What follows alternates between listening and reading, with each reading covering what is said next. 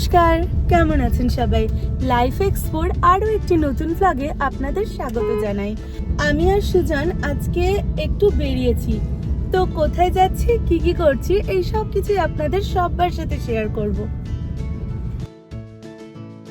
আপনারা যারা আমার ভিডিও দেখেন তারা তো সবাই জানেন যে আমার প্রেগনেন্সির সেকেন্ড ট্রাইমেস্টার চলছে।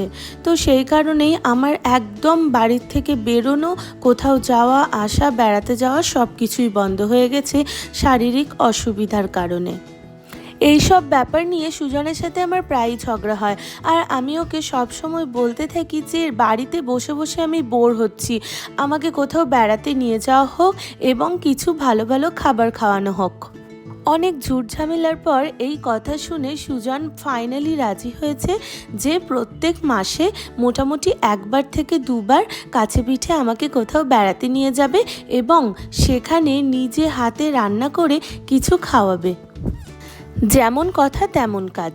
সেই কারণে আজ আমরা দুপুর বেরিয়ে পড়েছিলাম হচ্ছে একটি বিশেষ জায়গার উদ্দেশ্যে। আর রাস্তাঘাটের অবস্থা দেখছেন একদম বৃষ্টিচ্ছন্ন, পুরো একদম রেনি সিজন। আমাদের বেশ ভালোই লাগছিল। আপনারাই বলুন, এইভাবে কি ঘরে বসে থাকা যায়? ঘরে বসে বসে বোর হওয়ার থেকে ভালো না যে আশেপাশে কোথাও বেড়াতে গিয়ে নিজের মন মেজাজ শরীর সব কিছু ভালো করে আসা। এতে কি হয়, শরীরও ভালো থাকে আর মনও ভালো থাকে। কি বলেন আপনারা? আশেপাশের পরিবেশটা দেখেছেন কত সবুজ। এখানকার লোকাল মানুষরা কাজ সেরে ফিরছেন, আর এই যে মাঠে কত গরু চড়ছে, ব্যাপারটা বেশ ভালো লাগছে। আমাদের রামপুরহাটে তো আর এসব দেখা যায় না। দেখুন, গল্প করতে করতে তো আমরা পৌঁছেই গেছি। এবার আপনারা কি বুঝতে পারছেন যে আমরা কোথায় এসেছি? হ্যাঁ, আমরা এসেছি হচ্ছে রামপুরহাট থেকে 7 কিলোমিটার দূরে অবস্থিত শালবন।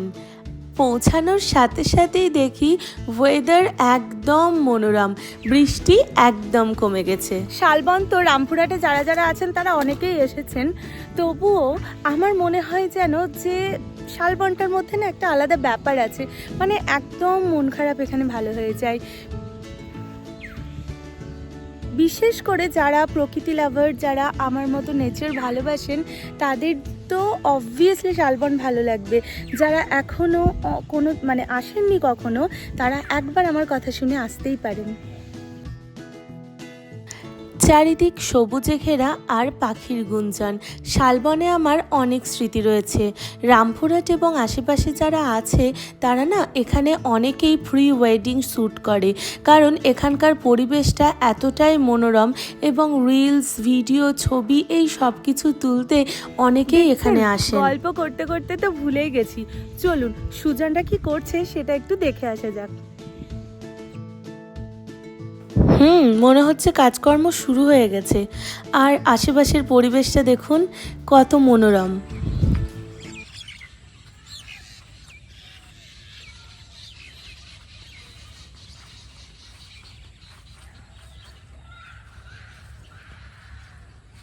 সুজান, আজকে কি রান্না চলছে বলো?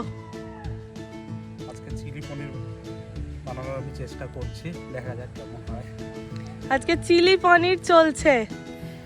ওকে। তো সুজান অনেক ব্যস্ত, পুরো একদম ক্যাপসিকাম চিলি পনির বানানোর জন্য পুরো রেডি হয়ে গেছে সব কিছু জিনিসপত্র নিয়ে। তো চলুন ও কিভাবে রান্না করছে, আমি তো পুরোপুরিভাবে সারপ্রাইজড, বিকজ কোনোদিনও রান্না করার কোনো অভিজ্ঞতাই নেই। তো চলুন এই চিলি পনির কিভাবে বানাচ্ছে সেটাও একটা দেখার বিষয় আছে। সুজান, তোমার ক্যাপসিকাম।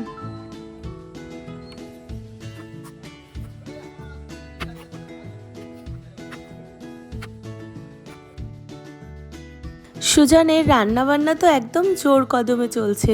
এখানে পনিরের মধ্যে মশলা মাখানো শুরু হয়ে গেছে, ম্যারিনেশন, আর তারপর একদম গরম তেলে ভাজা চলছে। তো এই আর কি, আমার বেশ মজাই লাগছে ওর রান্না বান্না দেখতে। আর এটা তো ফাইনাল শট। এর আগে যে কত কেলেঙ্কারি হয়েছে সেগুলো যদি আপনাদের দেখাতে পারতাম তাহলে ভালো লাগতো না। এবার বলো, আর কতক্ষণ? তাড়াতাড়ি হয়ে এসছে। আপনি তো জানোই আমি অত ভালো রান্না করতে পারি না, তবে চেষ্টা করছি, দেখা যাক কেমন হয়। বিশাল ব্যাপার।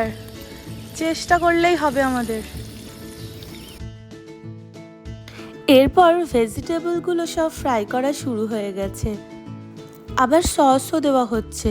ঠিক আছে, 2-3 রকমের সস দিয়ে ফেলেছে। জানি না কত ইউটিউব রিসার্চ করে এই রান্নাটি চলছে। যাই হোক, এরপর আবার এখানে পেঁয়াজ দেওয়া হচ্ছে এবং ক্যাপসিকামও মনে হচ্ছে দেওয়া হচ্ছে। হ্যাঁ, রান্নাবান্না একটু এগোতে থাকুক আর আমি আপনাদের পুরো পরিবেশটা আরেকবার ঘুরে দেখানোর চেষ্টা করছি। শালবনের এক পাশে রয়েছে অসংখ্য শাল গাছ আর পাশ দিয়ে চলে গেছে ব্রাহ্মণী নদী, মুক্ত আকাশ, মেঘাচ্ছন্ন পরিবেশ। বাড়িতে তো সব সময় আমি সুজনকে রান্না করে খাওয়াই, স্বভাবতই আর কি। তো আজ প্রথমবার, একদম প্রথমবার সুজন নিজে রান্না করছে, তাও আবার আমার জন্য। ব্যাপারটা আমার একদম হজম হচ্ছে না। আমি জানি না ও কি করছে।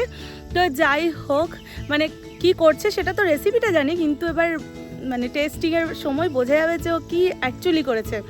তো দেখাই যাক। আমি প্রচুর প্রচুর প্রচুর খুশি যে সুজন আমার জন্য এই প্রথমবার কিছু একটা রান্না করছে।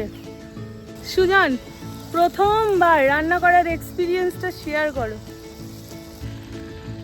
আগে কখনো রান্না করিনি ঠিকই, প্রয়োজনও আমার হয়নি কখনো। তবে আমি মনে করি রান্না যে শুধু মেয়েদের কাজ তা কিন্তু নয়। রান্না একটা আর্ট, রান্না কিন্তু যে কেউ করতে পারে। পৃথিবীর সেরা শেফ কিন্তু দেখবে ওকে, ছেলেরাই আছে। তো এবার গার্নিশিং চলছে এবং আমাদের একদম মাস্টারপিস চিলি পনির পুরো রেডি। দেখতে তো খুব টেম্পটিং হয়েছে, তাই না? এবার খেয়ে দেখতে হবে যে এই চিলি পনিরটা আসলেই কেমন হয়েছে।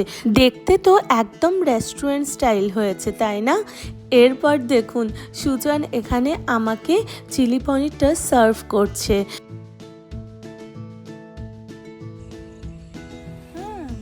Looks very nice. চলো এবার খেয়ে দেখা যাক যে কেমন হলো।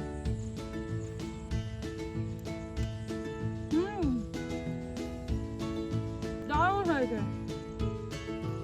এই দেখো কিভাবে ফার্স্ট টাইম এত সুন্দর হলো, এটা একটা ভাবার বিষয় আছে। তুমি কাকে লুকি লুকি রান্না করে খাও সেটা বলো। ফার্স্ট টাইম এটা সত্যি অসাধারণ হয়েছে।